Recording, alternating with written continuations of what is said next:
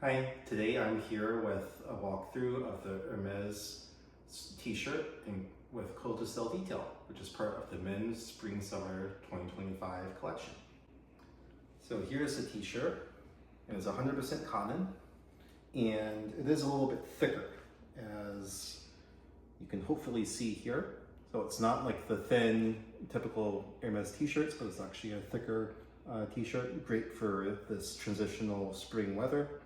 There's a Clou de Selle detail right here on the left-hand side, where you have about 3/4 of the Clou de Selle, and the back is just plain.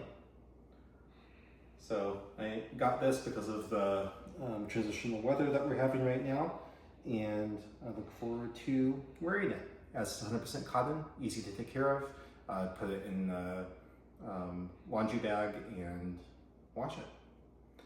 So this is in blue. I believe it also comes in a gray and a black. As of March 2025, this t-shirt retails for $1,300. Thanks for watching, and I'll see you next time.